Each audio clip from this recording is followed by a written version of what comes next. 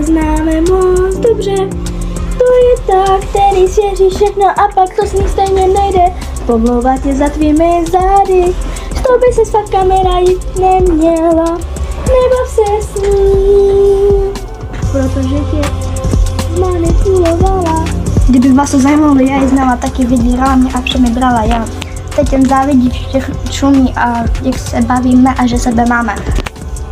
Jednou jsem s ní byla venku a přišla jedna kamarádka. Protože nic spolu neměli v plánu. A pořád vydírala mě a moji nejlepší kamarádku. Jak jsme stáli stejně, protože se nám nic nedařilo. Mělo by se spíš zapracovat na sobě znám, tak jsem poslala do prdele.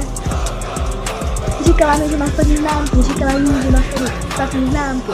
Prostě se nám to nelíbilo, odešli jsme od ní, tak jsem se vrátila, jednu jsem jim vlepila. A prostě už se od té doby nebavíme, protože jsou to takový svině, co se nikdo nezaslouží být kamarádky. Ona nemá mít kamarádky, doslova je to jenom svině, co si nic neumí. A má attitude a ego. Tak hečky, říkala jsem mi, ať se neplete do našeho života, to je náš život a ne její. Jsem vyrazila a otočila se a odešla, ona mi na to odpověděla. Pak jsem k tomu zmrdovi vrazila jednu. Ona ji tak vrazila, že mi na ní obratila.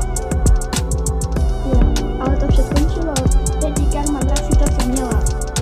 Ona ji pak vrazila, vinu na ní obratila. A to vše skončilo, teď jí karma vrátila to, co měla, je. Karma jí to vrátila, je. Ona se z toho posrala, je. A řekla, že karma je kurva.